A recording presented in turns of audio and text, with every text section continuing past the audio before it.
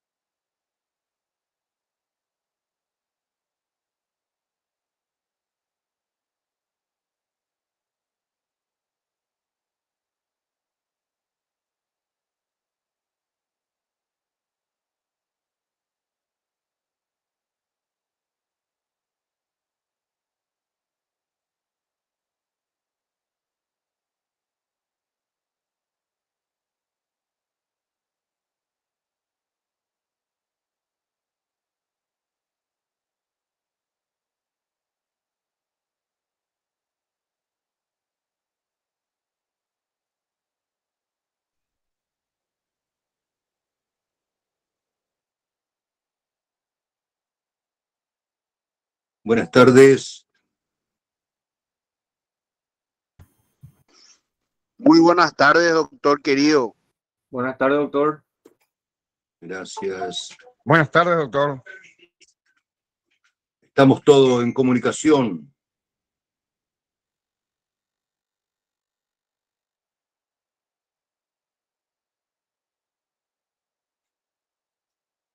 Reitero, estamos en comunicación, ¿me escuchan? Buenas tardes, doctor. Buenas tardes. Sí, doctor, te escuchamos. Sí, doctor, estamos firmes y dignos, firmes y dignos. ¿Qué tal, doctor? ¿Cómo estás? Okay. Sí, profesor. Escucho.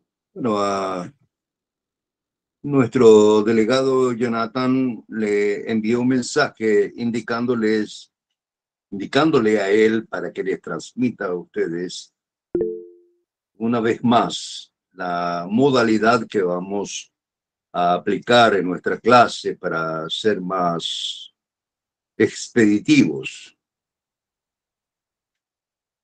Ruego que Jonathan o cualquiera de ustedes me avisen si no sale bien la señal.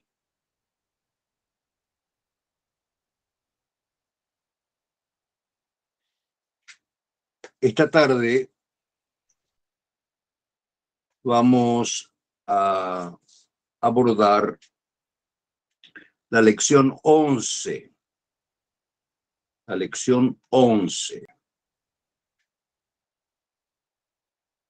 que trata de los hechos punibles contra la seguridad de la persona en el tránsito. Ese es un capítulo de nuestro código. Pero además, en esta lección trata de otro capítulo de nuestro código y son los hechos punibles contra el funcionamiento de instalaciones imprescindibles.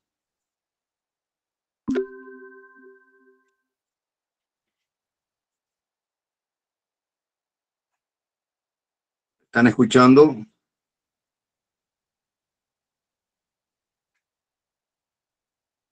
Sí, doctor, ¿se escucha? Ok. Sí, doctor, se escucha.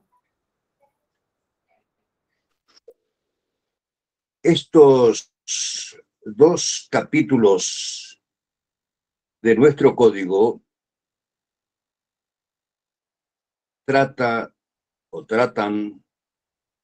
de hechos punibles, de peligros y de confianza también.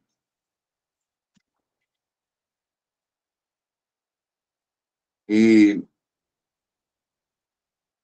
precisamente hoy está ausente con nosotros la profesora Shirley, pero ella me recordó que hoy es un aniversario de la defensa de mi tesis doctoral de hace algunos años atrás.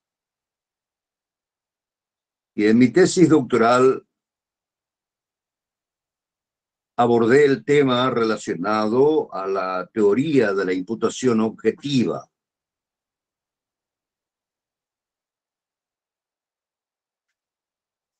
Y en ella sostuve, en base, obviamente, a las opiniones de los grandes tratadistas del derecho penal moderno, el relacionado a dos principios fundamentales de la teoría de la imputación objetiva. En primer lugar, el riesgo permitido y el riesgo prohibido, que lleva consigo, obviamente, el peligro. Y estos dos capítulos tratan precisamente del peligro. No hay un hecho consumado, sino un peligro para la vida y para la integridad física de las personas. Entonces, querría ocuparme en 2 minutos nada más sobre estas dos cuestiones, del riesgo y del peligro.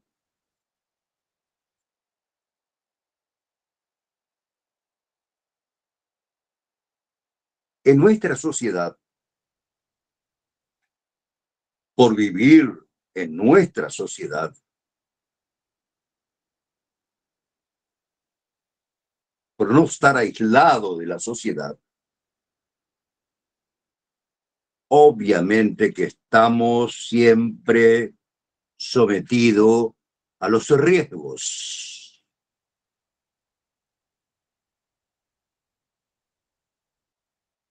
Y aquí tenemos que tener en consideración los riesgos permitidos y los riesgos prohibidos.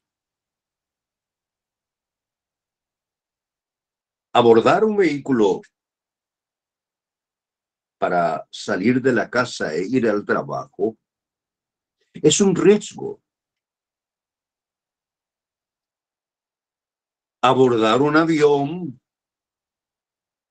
para viajar lejos es un riesgo.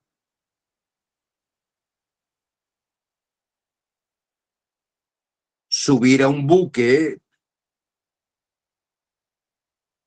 para viajar es un riesgo. Un riesgo porque se puede producir cualquier contingencia en el desplazamiento de los vehículos. Pero, como dicen los autores, son riesgos permitidos.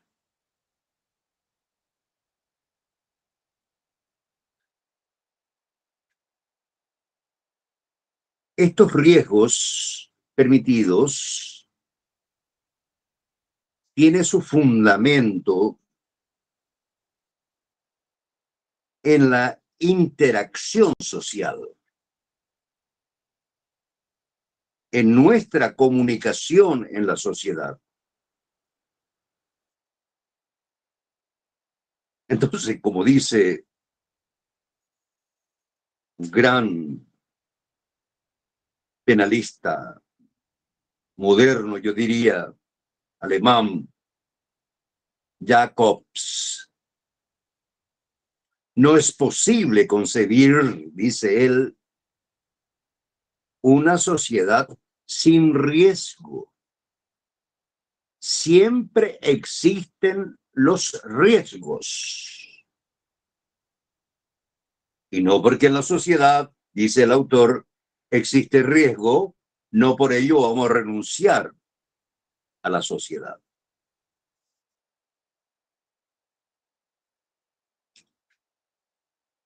Esto es muy importante para estos dos capítulos de nuestra lección, porque se trata de eso. Abordar un buque, abordar un avión, abordar un tren, porque de eso se trata la lección. Atentados contra el tráfico civil aéreo y naval, nos dice el artículo 213. Lógicamente que es un riesgo.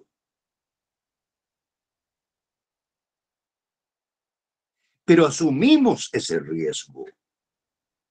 ¿Y por qué asumimos? Primero, por lo que nos dijo Jacobs,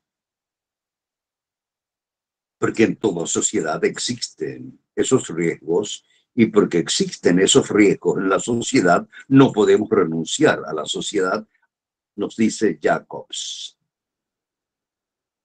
Pero yo agrego que asumimos esos riesgos porque tenemos confianza.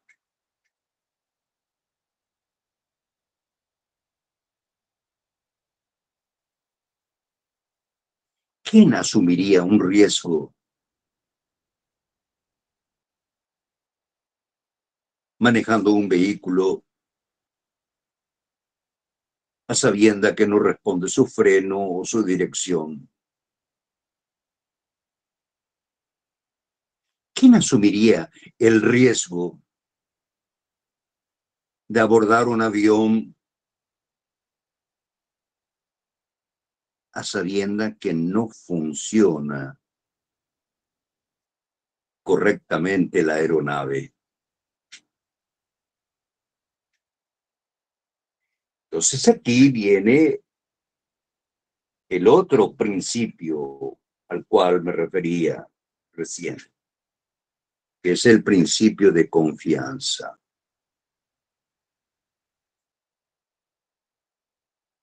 Toda persona, pero absolutamente toda persona, se interrelaciona en una sociedad siempre, siempre, siempre, y ustedes van a estar de acuerdo conmigo, siempre sobre la base de una mínima de confianza.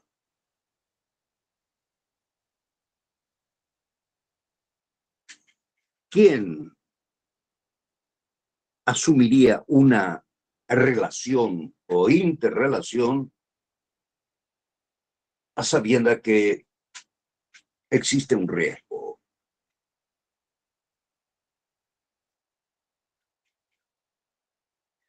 Nadie.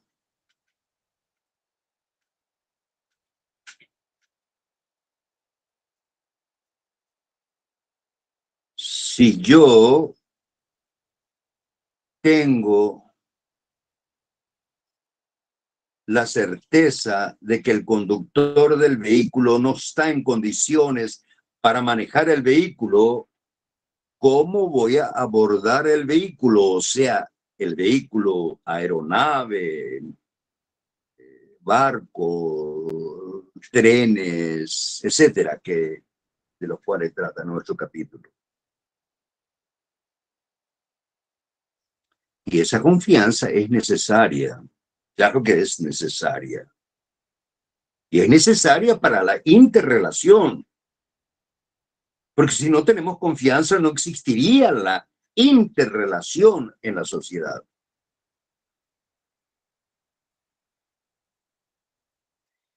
Y aquí viene la cuestión. Y si el derecho penal pretende facilitar y promover contactos sociales anónimos,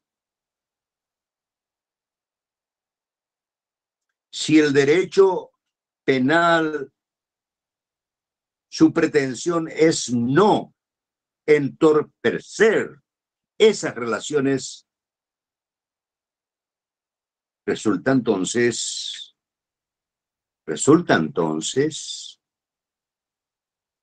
fíjense bien esta palabra, erigir la confianza como eje normativo del sistema de imputación. Pero caramba, yo voy manejando el vehículo, el semáforo me da luz verde para cruzar la calle. Obviamente que tengo confianza que el que viene en la calle transversal le está dando luz roja.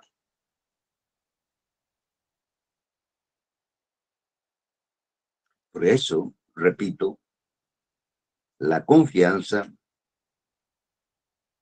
se erige en el derecho penal como un eje normativo del sistema de imputación.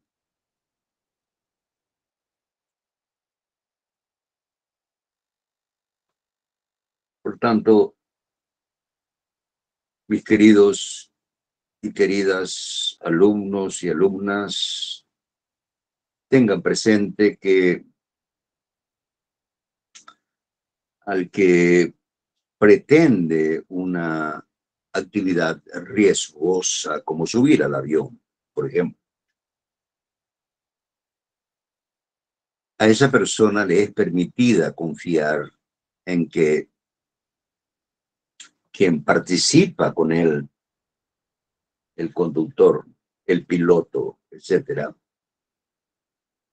actuará conforme al orden jurídico. ¿Quién aborda un avión sin no tener confianza en el piloto que ha de... Primero, que tenga pericia. Segundo, que esté en condiciones físicas y psíquicas para conducir una aeronave. ¿Quién abordaría si no tuviera confianza?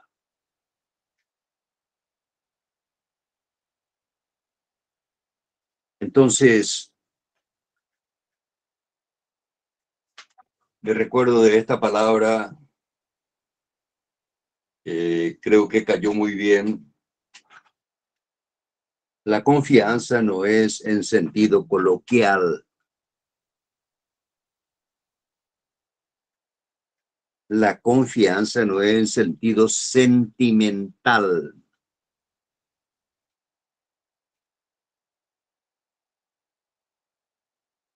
El ejemplo clásico que da otro gran maestro del derecho penal contemporáneo, Klaus Robsin, en su obra de Derecho Penal, Parte General, está dado en el ámbito de lo que acabamos de mencionar, del tráfico vehicular,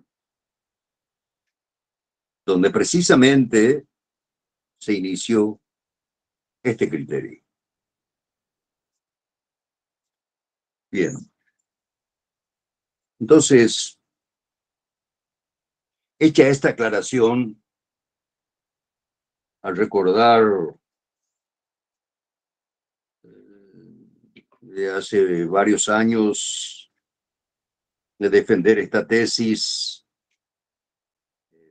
y porque hace alusión precisamente a este capítulo 3 de nuestro Código de los Hechos Punibles contra la seguridad de las personas en el tránsito,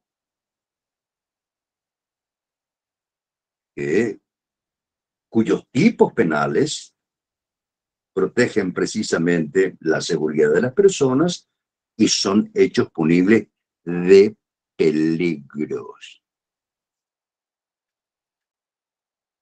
No se requiere que se consuma el hecho, basta el peligro. Bueno, vamos a hacer un breve paréntesis y volvemos enseguida. ¿Ok? Para no cansarlos. Correcto, doctor. Aguardamos.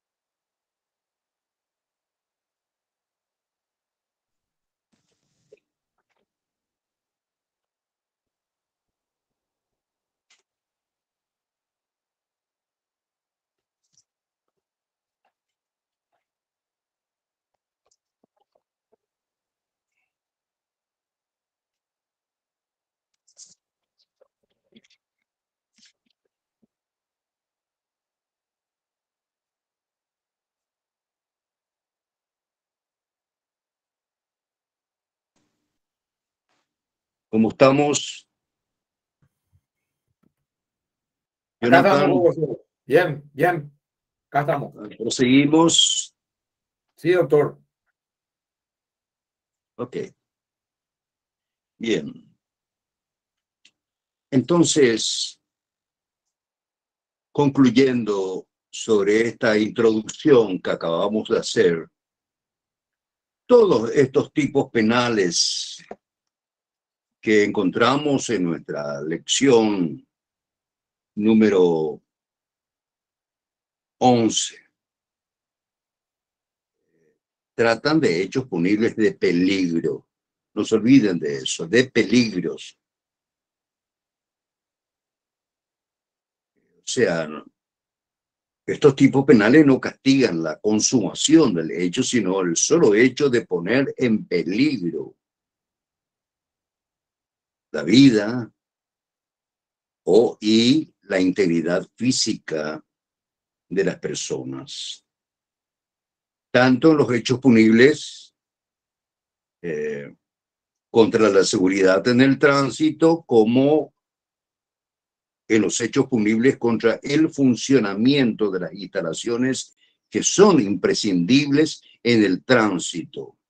Y cuando hablamos de tránsito, nos estamos refiriendo al tránsito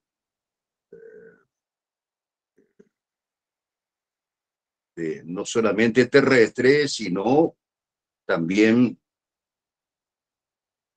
al tránsito aéreo, al tránsito naval, etc. Y cuando analizamos estos tipos penales, una vez más, voy a recordarles a ustedes que no descuidemos el artículo 1 de nuestro Código Penal, que trata del principio de la legalidad. Es decir, que la conducta debe estar descrita de un modo expreso y estricto en la norma. Y en estos tipos penales encontramos varios verbos, varias acciones que describen la conducta de la persona. Veamos a modo de ejemplo nada más.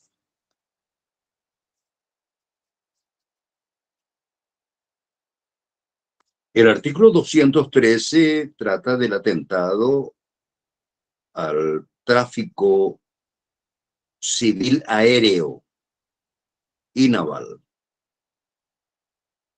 Cuando ya sabemos esto, cuando la norma nos dice el sujeto activo no le da ninguna cualidad o calidad especial, entonces estamos hablando de un tipo penal común, es decir, que cualquier persona puede ser autora del hecho punible. ¿El qué?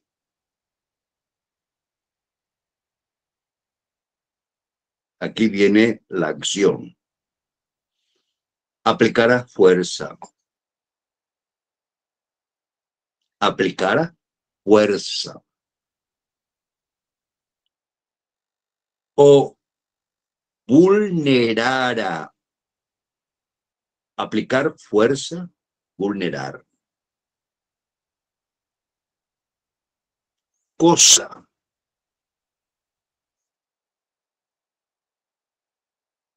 La libre disposición de una persona. La libre disposición de una persona.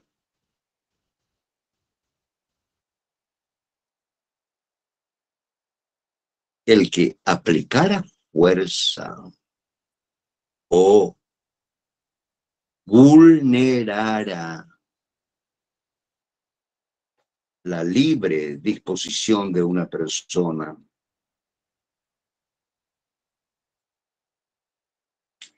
Se trata de la persona que tiene a su cargo el tráfico civil aéreo o naval, obviamente. Pero tiene un fin, tiene un propósito, tiene un objetivo, el de aplicar la fuerza o vulnerar la libre decisión de una persona. ¿Cuál es? Influir sobre la conducción de una aeronave, sería el secuestro de una aeronave. Se le aplica fuerza cuando se le apunta al piloto un arma de fuego para cambiar el rumbo de su navegación.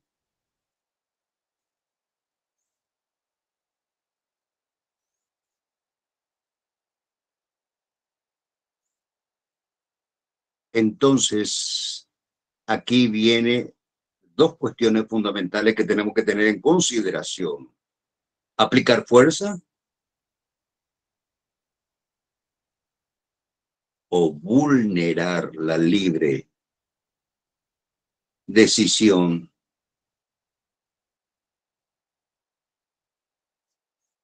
con el fin de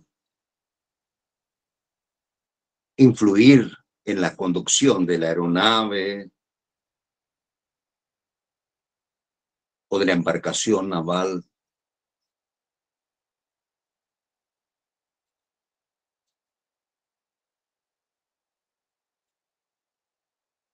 Puede no tratarse sobre la conducción, pero sí se trata de obtener el control de la aeronave o del buque. Por tanto, no hay un resultado, solamente hay un peligro. No se produce ningún resultado todavía en esta norma. Por eso es que nos hemos ocupado anteriormente, al inicio de nuestra clase, del principio de confianza y del peligro. Entonces, estos dos principios son el sustento de todas estas normas que encontramos en estos dos capítulos de nuestro código. Tengan en consideración eso, por favor. Ok. Ahora sí voy a permitir, como hemos acordado con Jonathan, voy a permitir que formule las preguntas que quisieran hacer sobre fundamentalmente el principio de confianza y el peligro que trata todos estos tipos penales que acabo de mencionar. Estoy abierto. Jonathan, por favor, ¿me ayudas?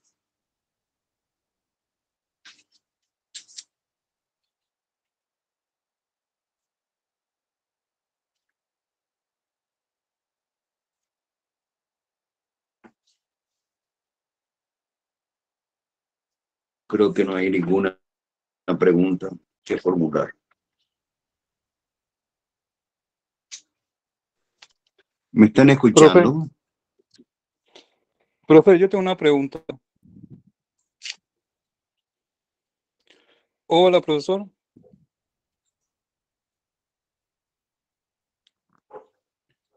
Discúlpeme otra vez. 2 minutitos, discúlpeme. 2 minutitos. 2 minutitos, por favor. 2 minutitos.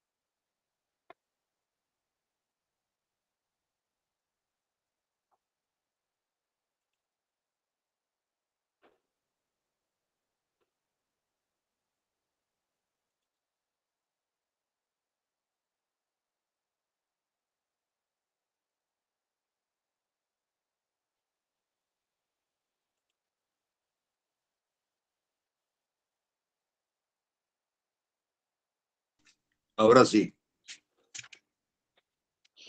Escucho, Oscar. Buenas noches, profesor. Una consulta nada más. Ese artículo 217 que usted acaba de leer, mi pregunta es, ¿por qué dice solamente armas de fuego? O sea que si es con cuchillo no va a estar dentro de la norma.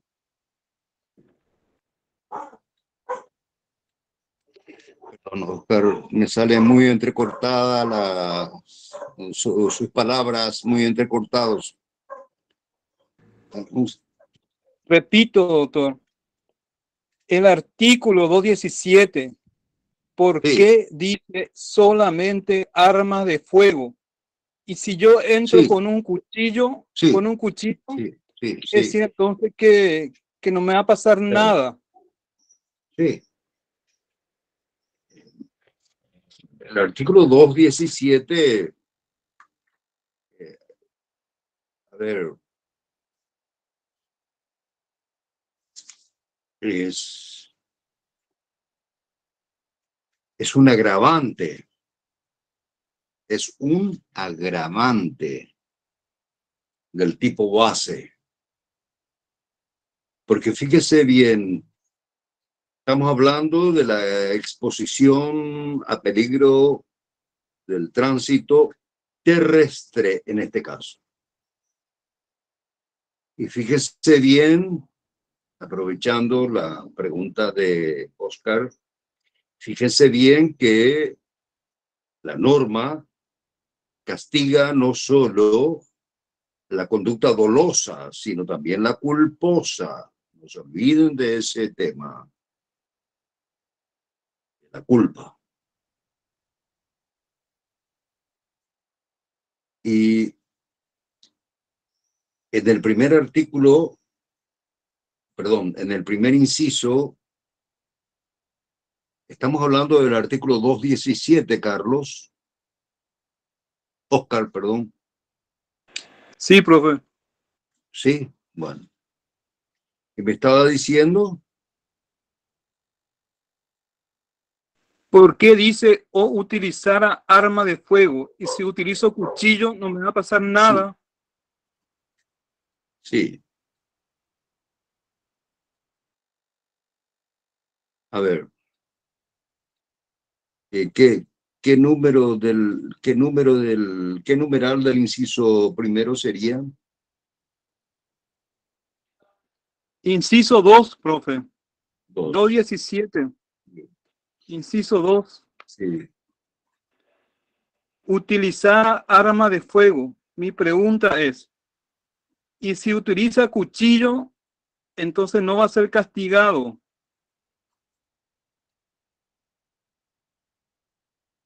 Pero, perdón, Oscar, estamos hablando del artículo 217, No, exposición profe. a peligro. Perdón, pero 213, ¿Eh? inciso 2, el que acabamos de dar, ¿Perdón? profesor. 213, el que acabamos de dar, profesor. 213, sí, sí, sí, sí. Y ese es un agravante, es lo que estaba diciendo yo anteriormente. El 213. Claro, el del inciso primero trata del tipo base, que aplica fuerza, etcétera, etcétera. Pero en el numeral 2 del inciso primero se dan cuenta que trata de otra conducta. No solamente aplica fuerza o vulnera la libre decisión de una persona o realiza actividades con el fin de influir sobre la conducción u obtener, dice la norma, el control de una aeronave. Y en el siguiente inciso nos habla de la utilización de armas de fuego. O sea, eso es lo que le dije al principio a ustedes. No se olvide del principio de la legalidad, que tiene que estar descrita de un modo estricto y expreso en la ley. Entonces, hay varias modalidades de conductas que sanciona la ley, que sanciona el código. El que aplicar fuerza es una modalidad. El que vulnerara la libre decisión de una persona, el que realizara otras actividades con el fin de influir en la conducción u obtener el control de la aeronave civil, son las conductas. Se dan cuenta que son distintas modalidades de conductas que describe la ley.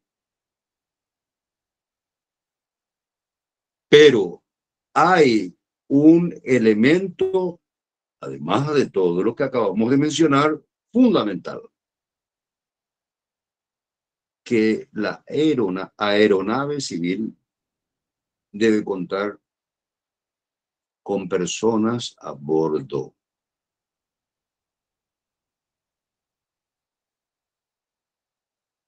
Con personas a bordo.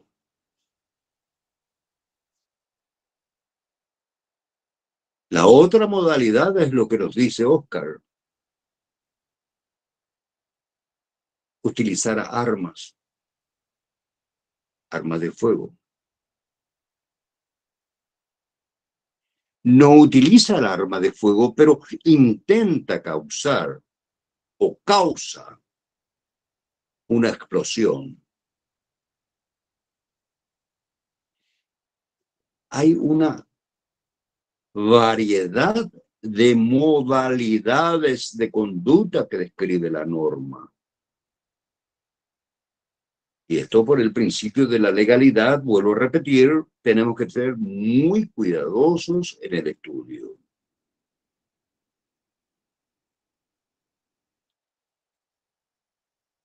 Y se dan cuenta que en este artículo 13 subrayen el inciso segundo que castiga también la culpa. Pero la culpa de la muerte de otra persona. Esto es muy grave. Por eso que esta norma nos dice que la pena privativa de libertad no será menor de 10 años. Acá voy a detenerme un segundito porque creo que de esto no hemos hablado aún. La técnica legislativa al momento de describir el marco penal de cada tipo son distintos. A ver, digamos así. En algunos casos establece solo el techo. No, voy a decir de otra forma, perdón. Sabemos nosotros, porque hemos estudiado el año pasado, esto dejamos por sabido, que la pena privativa de libertad, la mínima es de 6 meses y la máxima de 30 años. En cada tipo penal se describe el marco penal.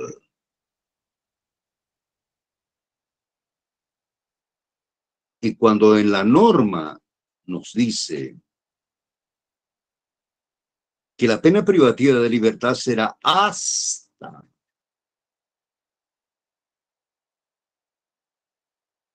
nos da el techo, pero no el piso. Pero el piso, ya sabemos, es de 6 meses.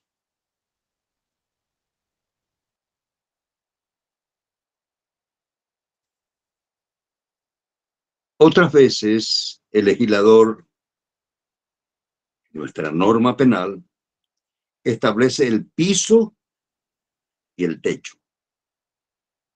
Y ahí lo encontramos en el artículo 213, inciso primero, y nos dice que la pena privativa de libertad, en el numeral 2, será de 5, es el piso, a 15 es el máximo, o sea, es el techo de años.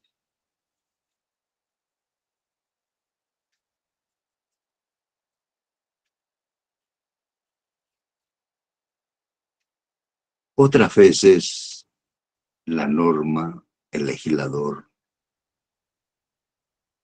no establece el piso.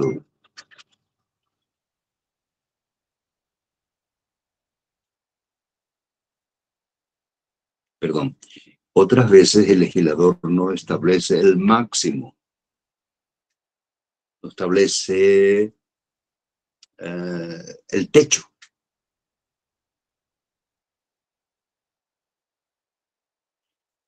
Y nos dice precisamente en el inciso segundo que la pena privativa de libertad no será menor de 10 años. Voy a tratar de explicarme mejor con algunos ejemplos.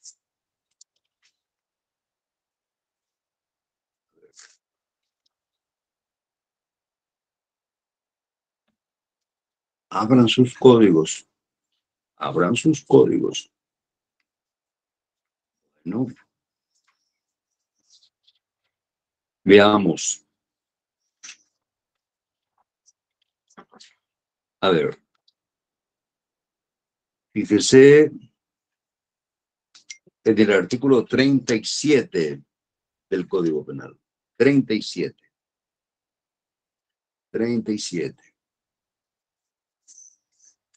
Nos dice las clases de penas. Y no se olviden que este artículo 37 está en la parte general del código. Esto ya hemos estudiado en nuestro curso anterior, pero sabemos que la parte general se aplica a la parte especial. Siempre hemos insistido sobre esto. Pues bien, artículo 37. Oscar, te pido por favor que preste atención. El artículo 37 nos describe las distintas clases de pena.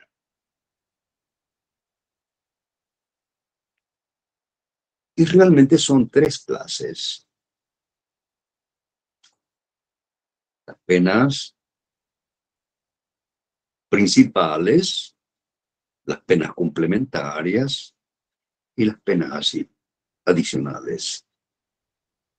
Y las principales, pues, se trata de la pena privativa de libertad, la pena de multa, complementaria, la pena patrimonial, la prohibición de conducir, y las penas adicionales, la composición y la publicación de la sentencia. Luego, más adelante, encontramos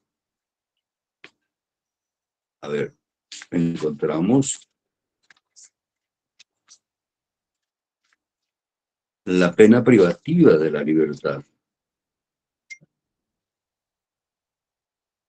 En el artículo siguiente nada más, artículo 38.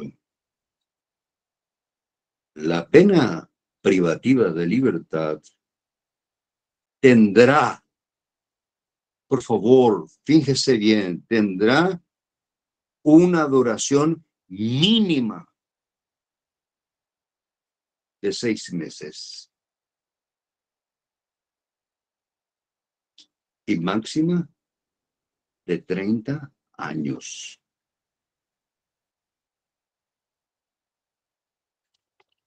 ¿Escucharon bien? Artículo 38, duración de la pena privativa de libertad. La mínima, el piso, 6 meses. El techo, 30 años.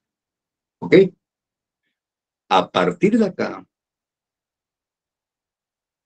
vamos a reiterar lo que dijimos recién. En algunos tipos penales, el legislador no establece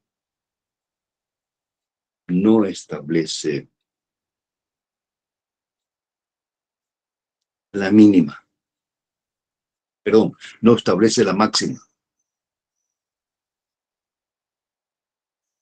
No. A ver. Perdone.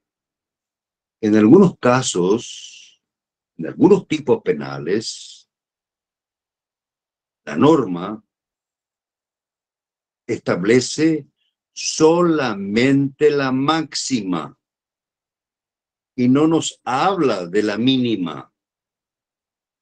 Por ejemplo, que este tipo penal se castigará con una pena privativa de libertad de hasta, pero no nos dice desde. Entonces tenemos que echar mano al artículo 38 y determinar que la mínima es de 6 meses. ver, vamos a tratar de encontrar una norma que nos diga. A ver. Acá está. Artículo 150. La calumnia. Nos dice la norma. Dice la norma. A ver.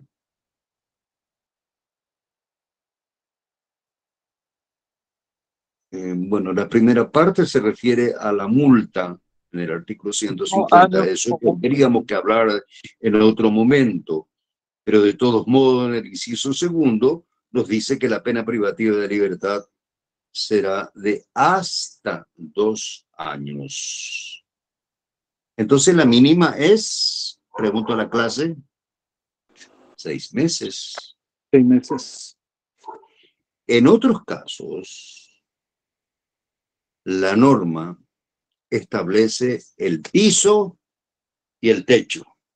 Por ejemplo, en lo que nos planteó nuestro compañero Oscar, y nos dice el atentado al tráfico civil aéreo y naval, 213, inciso primero, numeral 2, última parte, nos dice, será castigado con pena privativa de libertad establece el piso y el techo, de 5 a 15 años. El juez no puede aplicar menos de 5 ni más de 15, porque la norma le establece el marco.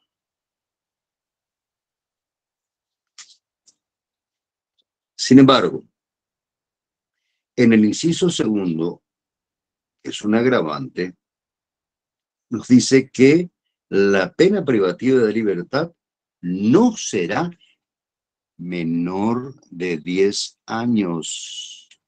Quiere decir que nos establece el piso y el techo, podemos ir hasta los 30. El juez no puede aplicar una pena menor de 10 años. Pero puede aplicar 20, 25, 29 y hasta 30 años. ¿Me entiende lo que quiero decir? Que en un caso, la norma, el tipo penal, el marco del tipo penal nos dice hasta el techo. No nos habla del piso. Entonces tenemos que ir en el artículo 38 y saber cuál es el piso, o sea, el mínimo. Se aplicará la pena privativa de libertad hasta 2 años. Hasta. En otros casos nos dice, se aplicará la pena privativa de libertad de tanto a tantos años, o sea, el piso y el techo. En otros casos nos dice, la pena privativa de libertad no será menor, como el que acaba de plantear Oscar cuando se utiliza armas. No será menor. Establece solamente el piso y deja a criterio del juez, según la conducta, obviamente, del imputado, a aumentar la pena hasta el máximo, que es el 30 años.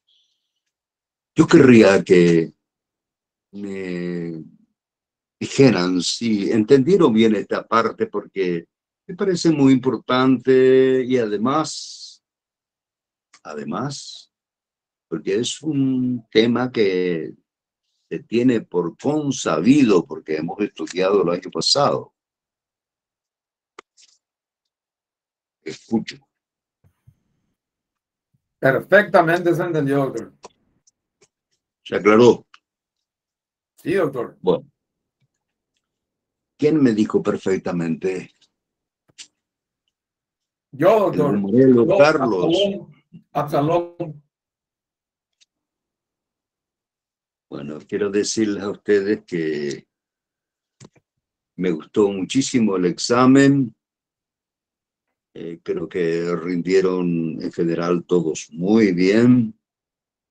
Y bueno, pues vamos a encontrarnos pronto de nuevo. Y me gustaría encontrarme con ustedes personalmente. Ok, un gran abrazo y buenas noches. Buenas noches, doctor. Buenas noches, doctor. Buenas noches, doctor. Buenas Buenas noches, noches. doctor. Buenas noches, doctor. Buenas noches.